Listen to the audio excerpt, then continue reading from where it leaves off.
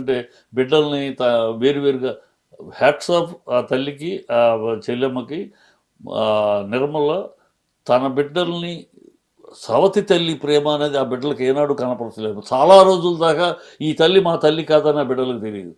అంత బ్రహ్మాండంగా పెంచింది పిల్లల్ని. ముగ్గురు పిల్లలు తన బిడ్డలే అనుకుంటారు. చాలామందికి కూడా తెలియదు. పిల్లలు వచ్చి పైకి వచ్చేదాకా కూడా చాలామందికి బయట ఈవిడని చేసుకున్న తర్వాత పుట్టిన పిల్లలే అనుకున్న వాళ్ళు చాలా మంది ఉన్నారు. విష్ణు గాని లక్ష్మి గాని. అంత ఆవిడ కూడా అంత ప్రేమగా ఎక్కడ సవతి తల్లి ప్రేమ అనేది చూపించకుండా చేసింది. ఎందుకంటే తన అక్కే, ఎవరో కాదు, చనిపోయి తన అక్కే. సో సొంత బిడ్డలాగా చూసుకుంటే ఎక్కడా లేదు. ఇవాళ అనవసరంగా పక్షపాతం చూపించారా అని మాట్లాడతారు, కానీ పక్షపాతం చూపించారా అనే మాట వస్తే ఆవిడికి నింద. ఆవిడకి ఆ నింద రాకూడదు. ఇప్పుడు ఆవిడ నిజంగా తలుచుకున్న సెల్ఫ్ అక్వైర్డ్ ప్రాపర్టీలో వీళ్ళు క్లెయిమ్ చేయగలిగేది ఏం లేదు కదా. ఇది వారసత్వంగా వచ్చిన ఆస్తులు కావు కదా. కానీ బట్ నిర్మల్ గారు కానీ గట్టిగా నిలబడితే మనోజ్కి ఆస్తి వస్తుందని చెప్పి లీగల్ గా మాట్లాడుతున్నారు. నిర్మల పేరు మీద ఉన్న ఆస్తి ఆవిడ ఇవ్వచ్చు.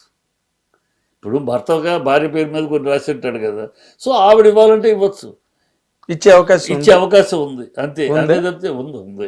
ఇప్పుడు అదే అలాంటి ఏ సెటిల్ అవుతుంది. నీకు ఎందుకురా, నాది ఇస్తాను నీకు పో అని అనొచ్చు. లేకపోతే మోహన్ బాబుకి కూడా, మోహన్ బాబు పలుకులు ఎంత గుంటదో, మాట అన్నాడని ఈ వెంటర్లేదని కోపమే, కానీ రేపు వాడే వచ్చి జరిగిపోయింది, నాన్న సారీ నాన్న, నాకు ఇది కావాలి, నాకు అది దొరుకుతున్నా, నాకు ఇది కావాలి, నేను ఇది అడిగితే ఇది వస్తే నేను ఇది చేసుకోవాలని ప్లాన్ చేసుకుంటున్నాను కనుక నాకు ఇది కావాలి అని అడిగితే Mohan Babu Mohammed will be the first person, ఓకేరా ఇదే కదా నీకు కావాలి, ఓకే డన్ పో అనేసే క్యారెక్టరే, కానీ మొండితనంగా నేను అన్నాను ఇవ్వను నువ్వు అనే బాపత్ కాదు. అది కాదులేండి, అది మనందరూ తెలుసు.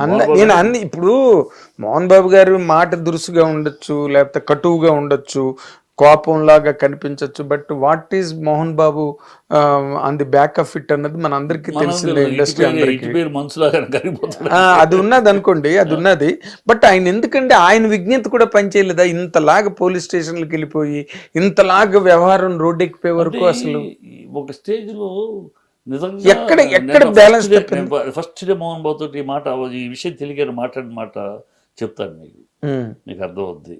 అంటే తర్వాత డెవలప్మెంట్ ఎట్లా అయింది, ఫస్ట్ అవగాహన ఏంటి ఈ గొడవ ఏంటి అని అంటే, ఏం చేయనురా, ఎక్కడ ఎంత చేశారు, ఏం చేశారు, తక్కువ చేశాను వీళ్ళకి, ఇది ఏం చేయాలి, ఎక్కడదా ఇంకెన్ని చూడాలో నేను, ఈ ప్రారంధమానాల 3 ఉంటాయి కదా, తల్లిదండ్రులు చేసిన పాపము, లేకపోతే నువ్వు చేసిన పాపము, కర్మ సిద్ధాంతము, లేకపోతే ప్రారంధము అంటారు కదా, అని ఆ 3 చెప్పి ప్రారంభ దశ 3 చెప్పి 3 ఏదిరా, నా తండ్రులు చేయలేదు, నాకే అన్యాయం చేసి నాకు తప్పు చేశారు నేను అంటలేదు, నేను మరి కర్మ ఏం చేశాను నేనేమో నాకు తెలిసి చేయలేదు, ఇది ప్రారంభం అనుకోవాలా కర్మ అనుకోవాలా, ఏం చేయాలి అలా ఇది అసలు బాధపడి ఇది జరిగిన రోజు మోహన్ బాబు బాధ, ఇది గుండె బాధపడిపోయి మాట్లాడు, ఏం చేయాలరా, ఇంకెన్ని ఫేస్ చేయాలరా నేను ఇలాంటి అన్నాడు.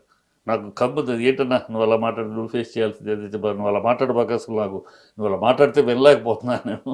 అవును, ఇప్పుడు లేటెస్ట్ డెవలప్మెంట్లు వరకు వస్తే కనుక జల్పల్లంతా బౌన్సర్లు, పోలీసులు, అసలు మోహన్ బాబు గారు ఎక్కడున్నారో కూడా చాలా మందికి తెలియదు మొన్నటి వరకు.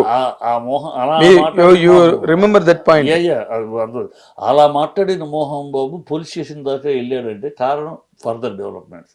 వాడు మాట్లాడిన మాట, నీ అంతు చూస్తాను, మోహన్ బాబు అంతు చూస్తానంటాము, ఇవన్నీ తన కూతురుని ఇన్వాల్వ్ చేశారు, వైఫ్ని ఇన్వాల్వ్ చేశారు, కొట్టించారు, వాళ్ళని పెట్టి స్టాఫ్ని పెట్టి కొట్టించలేదా? ఏమి కొట్టింది, తోపులాటలో పడిందమ్మా. తోపులాటలో ఇప్పుడు బౌన్సర్స్ ఒకళ్ళొకళ్ళు అదే ఇందాక మీరు చెప్పినట్టు, ఆ తోపులాటలో అమ్మాయి అక్కడే ఉంది కదా, పక్క గోడ కొట్టుకుంటూ జారి పడింది.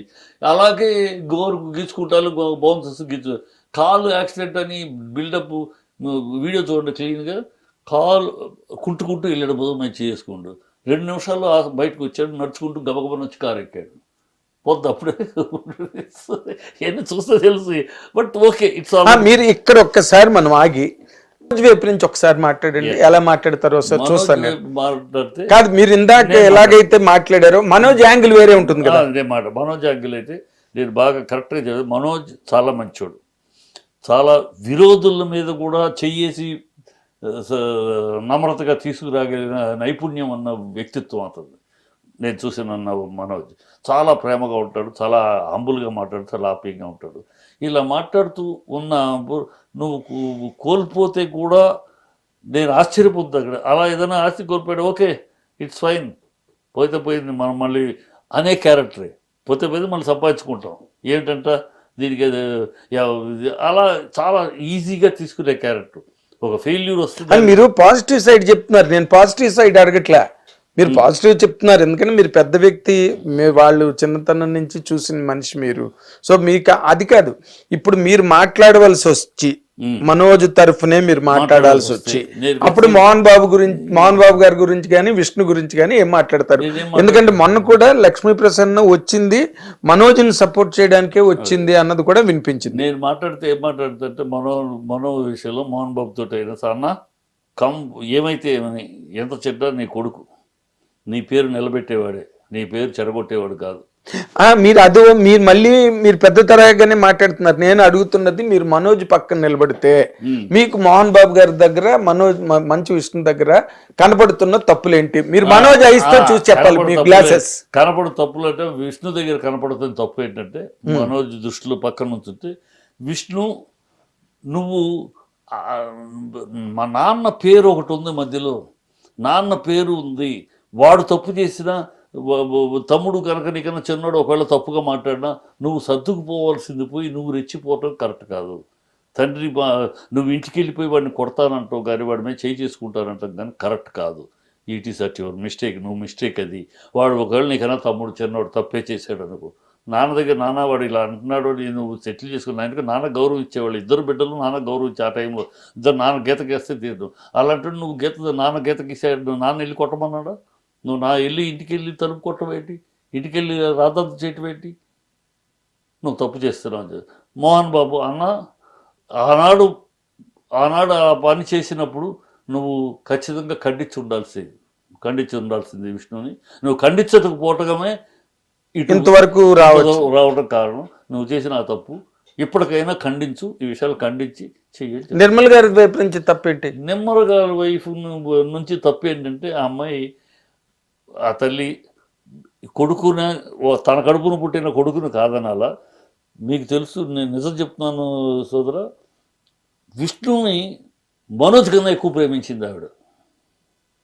ఇద్దరు బిడ్డలు తన కడుపును పుట్టిన మనోజ్ కన్నా విష్ణు అంటే చాలా ఇష్టపడేది, చాలా ఇష్టం. అనేక చదువులు వాడు కరెక్ట్గా ఎంత పక్కగా చేస్తాడు, ఏదైనా పర్ఫెక్ట్గా చేస్తాడు. విష్ణుకి చెప్పు అన్న, విష్ణువు చెప్తే కరెక్ట్గా చేస్తాడు. కొన్ని విషయాల్లో ఏదైనా అంటే విష్ణుతో చెప్పు, కరెక్ట్ హ్యాండిల్ చేస్తాడు. అంత విష్ణువు అంతగా లైక్ చేసింది ఆవిడ.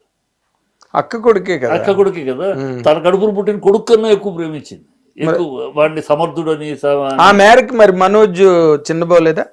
చిన్నబోల అంటే అప్పటికి ఇంత ఇన్ని గొడవలు లేవు కదా. అది కరెక్ట్ సరదాగా నీకు వాడే ఇష్టం లేదు, నేను నీ గడుపు సరదాగా సీరియస్నెస్ గా లేదు. సో మీకు కనిపించే మిస్టేక్స్ విష్ణు వైపు నుంచి తను వెళ్ళి కొట్టడం అని తప్పు, పెద్ద తప్పు. అక్కడే మోహన్ బాబు గారు ఖండించకుండా ఊరుకోవడం రెండో తప్పు. మోహన్ బాబు గారి వైపు తప్పు. మరి ఈ రెండు వాళ్ళు ఎలా కరెక్ట్ చేసుకుంటారు? కరెక్ట్ చేసుకోకపోతే